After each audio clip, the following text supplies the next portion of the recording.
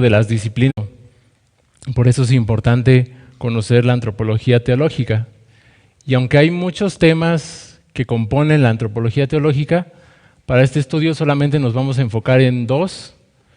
Uno es que el hombre es creación de Dios, y dos, que nosotros somos hechos a la imagen y semejanza de Dios. Y esto es en lo que nos vamos pues a enfocar, que somos creación de Dios y que somos hechos a la imagen de Dios. El capítulo 9, hermanos, se estructura de la siguiente manera: trata el tema del libre albedrío según el estado de la naturaleza del hombre. Son 5 párrafos los que lo componen y voy a mencionarlos nada más de una forma muy concreta con el fin de que podamos tener este panorama general, pero en siguientes estudios vamos a profundizar en ellos. El primer párrafo comienza con el origen y la definición del libre albedrío.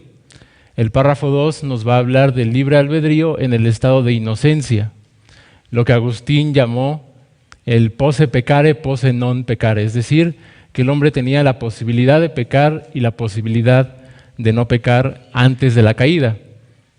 El párrafo 3 nos habla del libre albedrío en el estado de pecado, lo que Agustín llamó el non posse non peccare, es decir, no puede no pecar.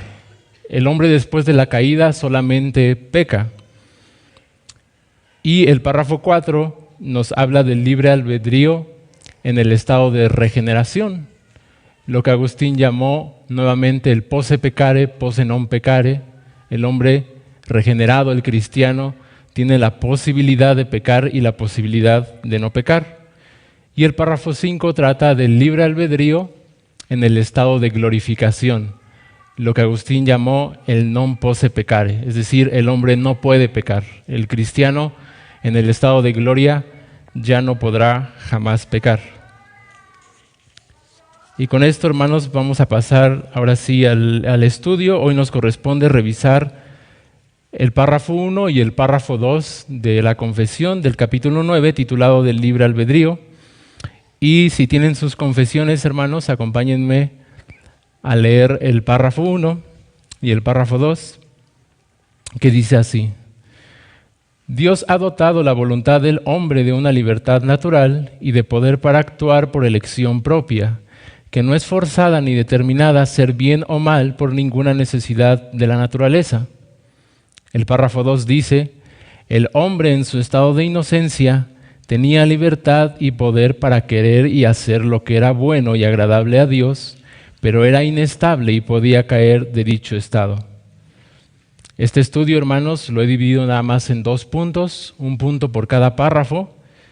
El primer párrafo o primer punto lo he titulado La libertad de Dios y la libertad humana, mientras que el punto 2 o párrafo 2 lo he titulado La libertad humana en el estado de inocencia. Nuevamente, primer punto, la libertad de Dios y la libertad humana. Punto 2, la libertad humana en el estado de inocencia. Vayamos a ver el primer punto, la libertad de Dios y la libertad humana. Voy a leer nuevamente el párrafo 1 que dice: Dios ha dotado la voluntad del hombre de una libertad natural y de poder para actuar por elección propia, que no es forzada ni determinada a ser bien o mal por ninguna necesidad de la naturaleza. Aquí, hermanos, antes de comenzar quiero hacer una aclaración. Es inevitable tocar el tema tan debatido y tan controversial de cómo reconciliar, por un lado, la soberanía de Dios y, por otro lado, la responsabilidad del hombre. Y a esto respondemos que no podemos nosotros reconciliar algo que no está peleado. Estas verdades no se contraponen, no se contradicen. No es una contradicción, como alguien podría a lo mejor pensar. Esto no es una contradicción, sino es una paradoja. Una paradoja quiere decir que 2 verdades que solo en apariencia se contradicen, pero que verdaderamente no es una contradicción. Contradicción sería decir que Dios es soberano y que Dios no es soberano. O decir que el hombre es responsable y que el hombre no es responsable. Eso sería una contradicción. Pero aquí no estamos diciendo eso, estamos diciendo que Dios es soberano y que el hombre es responsable. Como bien lo dijo Calvino, bueno, no nos queda más que afirmar lo que dice la Biblia, ¿no? Que Dios es soberano y el hombre es responsable. Esto es, hermanos, un misterio. Solamente Dios, en la mente de Dios está cómo esto armoniza de una manera perfecta, en qué punto convergen. Solamente Dios lo sabe. Para nosotros es un misterio. Nosotros solamente decimos lo que la Biblia dice. En este punto Calvino, ahora sí lo cito, dice: donde Dios cierra su boca santa, yo desistiré de la indagación. Veamos entonces qué nos dice la confesión acerca de este punto. La confesión, hermanos, no trata de resolver el misterio, solamente nos lo presenta. Y veamos cómo nos lo presenta. Primero, la libertad de Dios. Cuando nosotros decimos o nos referimos a que Dios es libre, para poder entender esto, hermanos, tenemos que ver un atributo más de Dios que me gustaría que consideráramos. Y este atributo de Dios es la autoexistencia o aceidad de Dios. Se dice que Dios es autoexistente o Dios es hace porque Él es de sí mismo. Ese es el significado de esa palabra hace, de sí mismo. Quiere decir que Dios no depende de nada para ser, de nada externo. Por eso Él es autoexistente.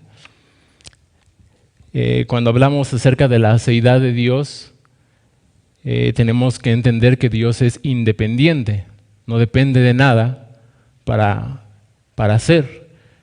Y hablamos de la independencia de Dios. Cuando pensamos en la independencia de Dios, por eso aseguramos que Dios es el único ser que es verdadera y plenamente libre, porque Él es de sí mismo, no depende pues de nada. Michael Horton lo define así: Dios tiene la cualidad de aceidad, que básicamente significa ser libre de toda dependencia externa. Veámoslo, esta verdad de la aceidad de Dios en las Escrituras, si me acompañan, hermanos, a Hechos 17, 24 al 25.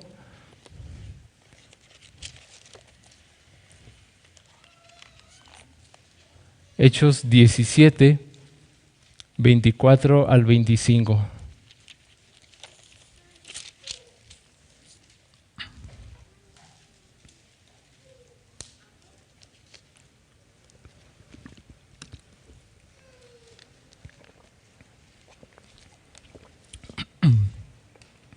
Dice así la palabra de nuestro Dios: el Dios que hizo el mundo y todas las cosas que en él hay, siendo Señor del cielo y de la tierra, no habita en templos hechos por manos humanas, ni es honrado por manos de hombres como si necesitase de algo, pues Él es quien da a todos vida y aliento y todas las cosas. En este texto, hermanos, vemos cómo Dios es independiente porque Él no necesita nada de sus criaturas. Y al mismo tiempo el texto nos muestra que el hombre es dependiente de Dios porque es Dios quien nos da vida, aliento y todas las cosas. Y todo esto que dijimos es solamente para hablar de la primera frase del párrafo que dice: Dios ha dotado la voluntad del hombre. Es Dios quien le ha dado al hombre esta libertad. Es curioso, hermanos, que dijimos que este párrafo trata acerca del estudio del hombre, de la antropología, del libre albedrío, y comenzamos hablando de Dios, ¿no? Y es que, como dijo Calvino, nadie puede contemplarse a sí mismo sin que todo su ser se dirija inmediatamente hacia Dios, de quien ha recibido vida y aliento y todas las cosas. Pero también es verdad que nosotros no podemos conocer a Dios de una manera clara sin conocernos a nosotros mismos, según lo que las Escrituras dicen acerca del hombre.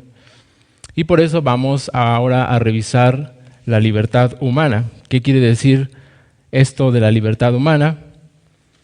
Nuevamente, el primer párrafo de la confesión nos habla o nos da la definición del libre albedrío. Ya consideramos que Dios dotó la voluntad del hombre y sigue diciendo el párrafo, de una libertad natural y de poder para actuar por elección propia, que no es forzada ni determinada a ser bien o mal por ninguna necesidad de la naturaleza. En pocas palabras, hermanos, el libre albedrío es la capacidad que Dios le dio al hombre para tomar sus propias decisiones sin nada externo que lo obligue o lo force a ello. Y leemos ahí en la confesión que utiliza una palabra allí que es voluntad, ¿no? Y esta voluntad, pues es esa capacidad que Dios dio al hombre de tomar sus propias decisiones sin nada externo que lo obligue. Esta voluntad tiene que ver, hermanos, con los deseos, porque es esa libertad que el hombre tiene para desear lo bueno o para rechazar lo malo. Los deseos son los que mueven nuestra voluntad. Calvino añade otro factor a este proceso interno, digamos. Él dice, tenemos inteligencia y voluntad. La inteligencia sirve para discernir bien las cosas que se nos proponen y para juzgar cuáles debemos aprobar o condenar. La voluntad está encargada de elegir y de seguir lo que el entendimiento habrá juzgado como bueno o rechazar lo que haya condenado. Para entender un poco esto, nosotros, por medio de nuestra mente, por medio de nuestro intelecto, podemos juzgar lo bueno y lo malo, ¿no? Pero es nuestra voluntad la que decide por esas opciones, esa voluntad que es movida por nuestros deseos. Un ejemplo de esto, pensemos en un hombre alcohólico, en un hombre borracho. Él con el entendimiento puede rechazar el alcohol, pero en su voluntad él lo acepta. ¿Cómo es esto? Pues él puede entender, porque tiene la capacidad para ello, de que el alcohol es en exceso, es malo, que puede llevarle a cometer muchos males o aún puede conducirle a la muerte. En su mente, él juzga que eso está mal. Pero aunque su conciencia pueda decirle o tratar de frenarle un poco, él por sus deseos decide en su libre voluntad tomarlo y excederse y emborracharse. Pues como dijo Jonathan Edwards, que el pecado ciega la razón. Veámoslo esto que sucede internamente en el hombre, como el hombre es tentado por sus propios deseos y que nosotros no le podemos echar la culpa a alguien o algo externo. Lo vemos en la Escritura en Santiago 1, del 13 al 14, hermanos, si me acompañan. Santiago 1, 13 y 14.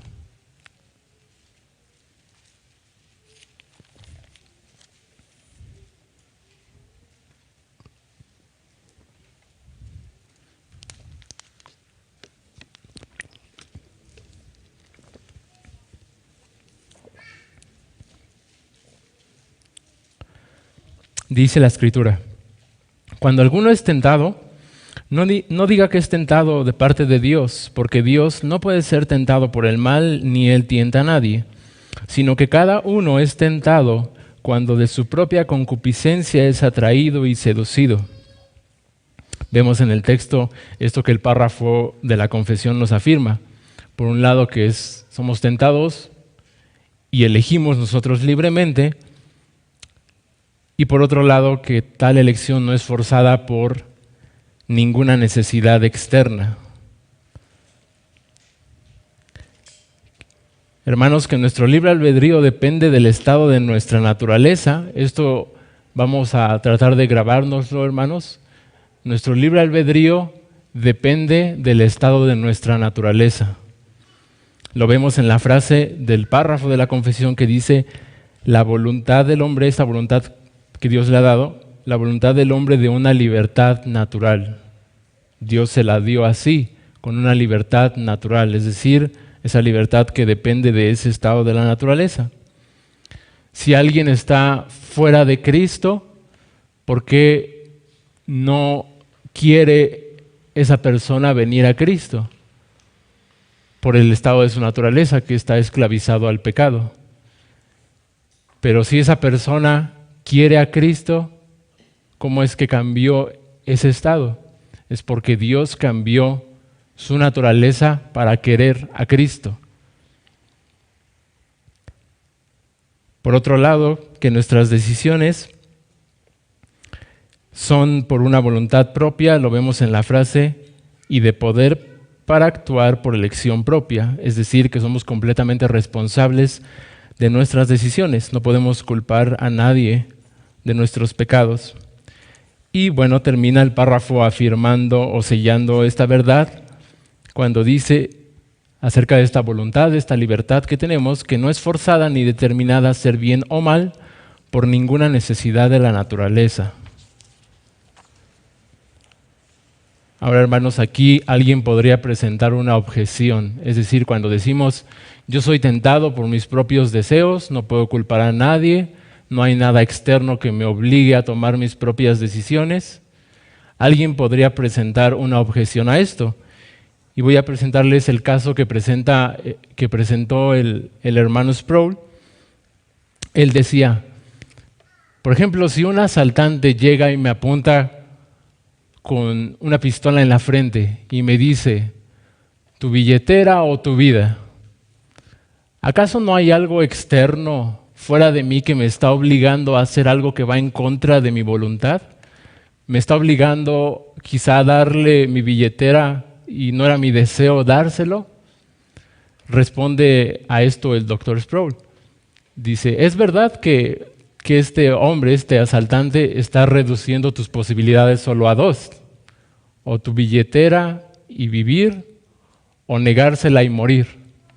Pero, dice el doctor Sproul, aún en esto, él no te está obligando, él no está moviendo tu voluntad, o sea, él no va a dirigir tu voluntad, tus deseos. Aún en estas dos opciones, tú tienes la libertad de elegir dársela y vivir o negársela y morir. Hay personas que se resisten a los asaltos libremente, no quieren ceder a lo que los están obligando. Entonces, aún en esto vemos esta libertad del hombre, aún en este estado de presión, en ese momento de presión en el que se ve, aún allí él es libre de elegir. El mismo Jonathan Edwards, dice, los agentes morales libres siempre actúan con la inclinación más fuerte que tienen en el momento de la elección. En resumen, hermanos, acerca de este primer punto, ¿cuál es la diferencia entonces entre la libertad de Dios y la libertad humana? Que la libertad de Dios, como vimos, es independiente y la libertad humana es dependiente. ¿Por qué? Porque como vimos cuando hablamos de la antropología teológica, el ser humano es creación de Dios, por eso dependemos de Él. Y ahora, ¿cuál es la relación entre la libertad de Dios y la libertad humana? Que la libertad humana, hermanos, se deriva de la libertad de Dios, es decir, nosotros, porque somos hechos a la imagen y semejanza de Dios, porque somos la imagen de Dios, nosotros imitamos la libertad de Dios, aunque de una manera imperfecta. Y con esto, hermanos, vamos a pasar al segundo punto de nuestro estudio, que es la libertad humana en el estado de inocencia. Dice el segundo párrafo, voy a volver a leerlo. Dice, el hombre en su estado de inocencia tenía libertad y poder para querer y hacer lo que era bueno y agradable a Dios, pero era inestable y podía caer de dicho estado. En este párrafo nuevamente vemos lo que mencionamos, que el libre albedrío depende del estado de la naturaleza del hombre. ¿Cómo sabemos esto? Por las Escrituras. Vayamos, hermanos, a Lucas 6, 43 y 45. Evangelio de Lucas 6, 43 y 45.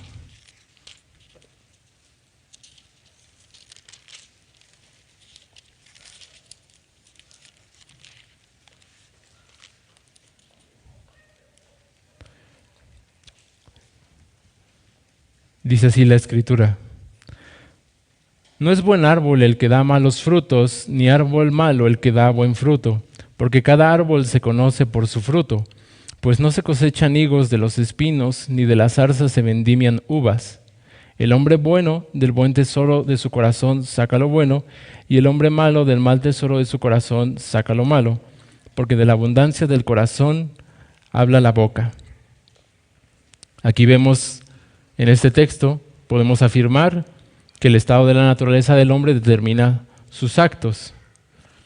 Y aquí es donde los pelagianos, semipelagianos y quizá algunos arminianos se equivocan cuando ellos dicen que el ser humano puede elegir a Dios, es decir, el ser humano en su estado caído puede elegir a Dios.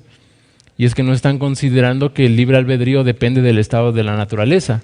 Ellos ven al hombre como si el hombre se encontrara en el estado de inocencia, con esa posibilidad de pecar y posibilidad de no pecar.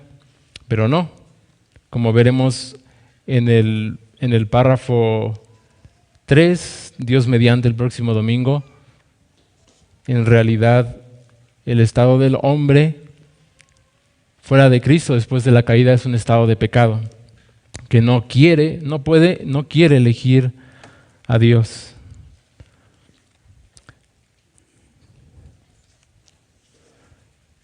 Y ahora,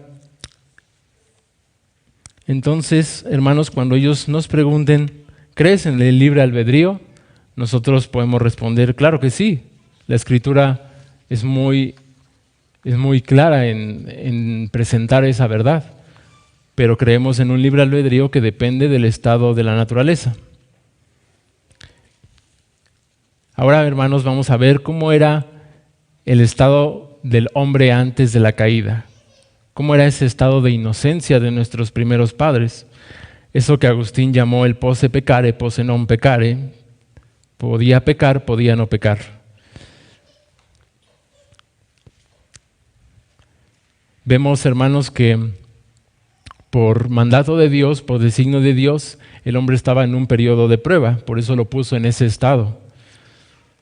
El doctor Waldron le llama a este estado un estado de inestabilidad.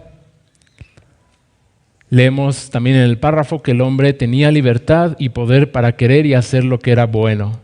Es decir, Dios por una parte lo capacitó con eso, para querer y para desear obedecer a Dios. Pero también dice el párrafo que era inestable y podía caer. ¿Cómo sabemos que el hombre podía y quería obedecer a Dios? En que Dios le dio mandamientos. Si el hombre no tuviera esa capacidad, ¿por qué le daría a Dios tales mandamientos? Pero también, ¿cómo sabemos que el hombre era inestable y podía caer? En que efectivamente cayó cuando sus deseos de gratificar sus propias pasiones, en lugar de obedecer a Dios, fueron mayores, dominaron, y por eso el hombre cayó. Como dice Eclesiastés 7:29, lo leo, hermanos, dice: he aquí solamente esto he hallado, que Dios hizo al hombre recto, pero ellos buscaron muchas perversiones. Entonces vemos, hermanos, que Dios puso al hombre en Edén en un estado condicional sobre la base de su responsabilidad como criatura.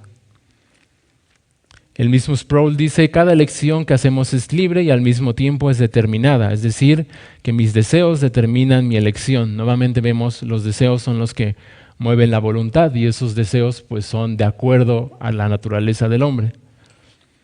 Así, hermanos, vemos que el hombre cayó de su estado de inocencia y su naturaleza se corrompió a tal punto que ahora su estado es de pecado.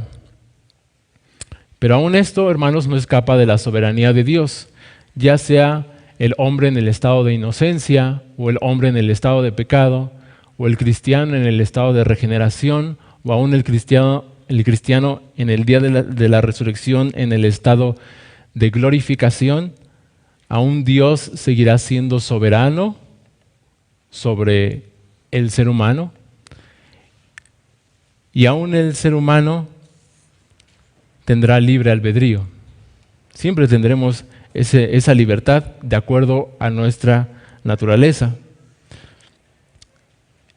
Y aquí se puede presentar también una objeción, esto de que siempre dependeremos de Dios, del Dios independiente, alguien puede decir. Entonces, ¿se puede ser libre sin ser independiente? ¿No es esto una contradicción? Respondemos con un ejemplo. En Jerusalén, hermanos, en el tiempo de Jesucristo, lo leemos en las Escrituras, dependía del Imperio Romano.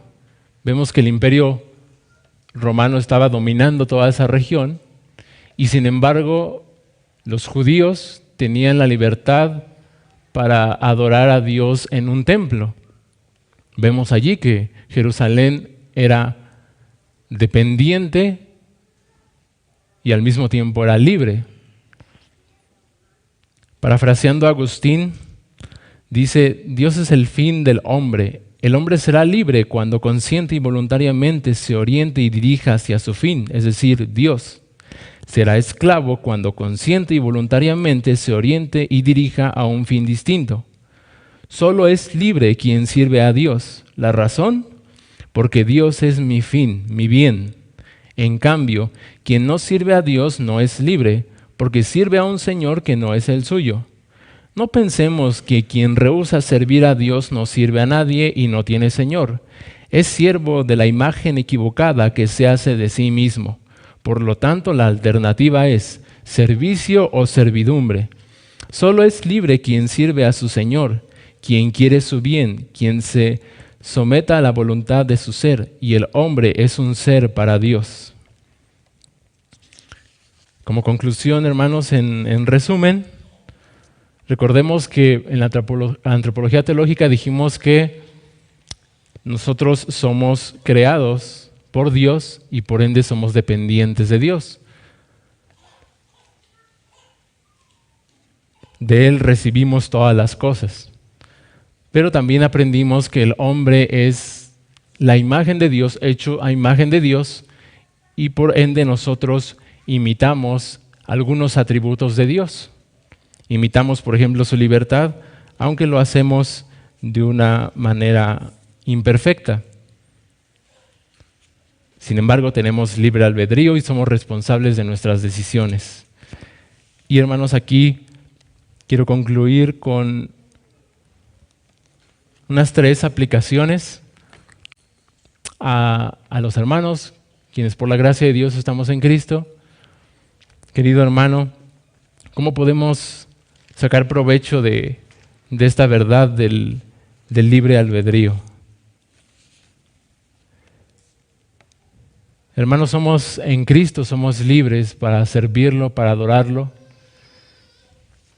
Y aunque tenemos una naturaleza, si se fijaron en esas palabras que dice Agustín, parecida a la del hombre antes de la caída, es decir, con la posibilidad de pecar y la posibilidad de no pecar, hay una gran diferencia, una inmensa diferencia entre el estado de Adán y el estado del cristiano regenerado, del que ha confiado en Cristo. El estado de Adán, como leímos en la confesión, era inestable y podía caer. Sin embargo, el estado del cristiano es un estado inmutable.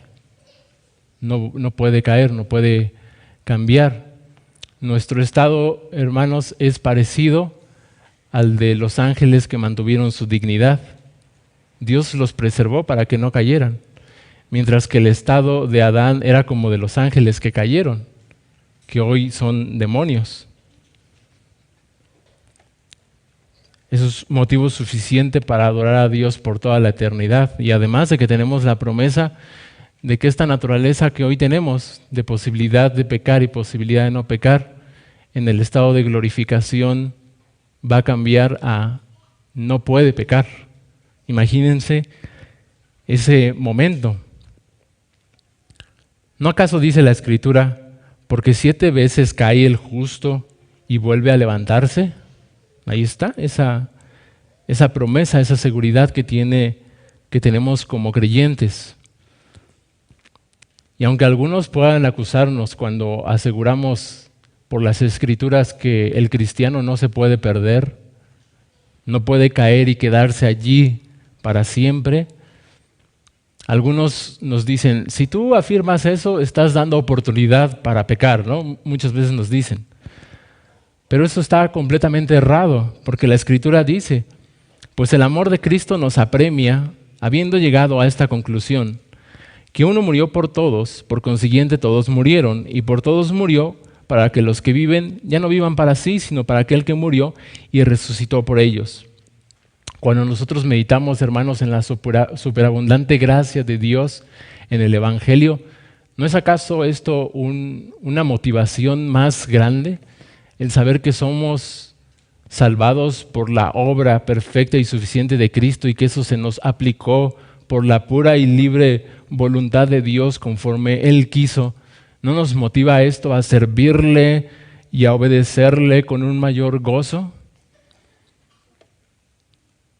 Y además para luchar contra el pecado, sabiendo que esa victoria está asegurada. Sin embargo, hoy somos llamados a luchar contra nuestro pecado. Y ahora, amigo no creyente que aún no estás en Cristo, que quizá tú no querías venir, no querías estar aquí, pero que ejerciste tu libre albedrío y estás aquí, porque por tu voluntad estás aquí, aunque a lo mejor se hayan reducido a 2 posibilidades, pero decidiste estar aquí. Alguna vez Charles Spurgeon relató este evento, se me hizo muy, muy bonito. Él dijo que en una ocasión un hombre llegó a la iglesia a escuchar los himnos, pero cuando empezó el tiempo de la predicación, él tapó sus oídos. Cuando el predicador empezó a hablar, tapaba sus oídos. Y en ese momento dice que un insecto se posó sobre su nariz. Y cuando él retiró su mano para ahuyentar a ese insecto, en ese momento el predicador dijo, el que tenga oídos para oír, oiga. Y dice Spurgeon que este hombre oyó y se convirtió. Dios quiera que pase eso contigo, querido amigo. Voy a citar a Spurgeon. Después de decir esto, él dice, el Evangelio no necesita su consentimiento, lo obtiene. Quita la enemistad de su corazón. Ustedes dicen, no quiero ser salvado. Cristo dice que serán salvados. Él hace que tu voluntad dé un giro completo y en consecuencia tú clamas, Señor, sálvame, que perezco. Entonces el cielo exclama, yo sabía que haría que dijeras eso. Y entonces Él se regocija por tu causa, porque ha cambiado tu voluntad y te ha conducido a querer en el día de su poder. Dios quiera que así sea contigo, querido amigo. Y la última aplicación, querido amigo, que aún no estás en Cristo, pero que sigues buscando y que aún no has hallado ese descanso para tu alma. Que sí querías estar aquí porque quieres ser salvado, pero aún no ha llegado ese momento glorioso. Quiero decirte, amigo, que cobres ánimo, que no desistas de buscar, porque tú estás en el lugar ideal para ser salvado, porque te estás exponiendo a la palabra de Dios. Así dice la Escritura. Dice en Romanos 1:16, porque no me avergüenzo del Evangelio, porque es el poder de Dios para salvación a todo aquel que cree. Y en el capítulo 10 dice que la fe viene por el oír y el oír por la palabra de Dios. Y nuevamente, citando a Spurgeon, él hablando de ese texto, de que la fe viene por el oír, él decía, si la fe viene por el oír, entonces asegúrate de oír bien. ¿Y qué significa esto de oír bien? Que pongas todo tu intelecto, toda tu voluntad, todos tus deseos, todo lo que Dios te ha dado para escuchar, para oír y oír bien. Exponte, querido amigo, a la palabra en todo tiempo. Lee las Escrituras, medítalas, ven a las reuniones de la iglesia, a la reunión de oración. Ven al día del Señor. Pon todo lo que esté en ti para escuchar la palabra. Disponte a recibirla, medita en ella, ora, ruega, esfuérzate y espera en el Señor soberano. Amén, hermanos. Terminamos.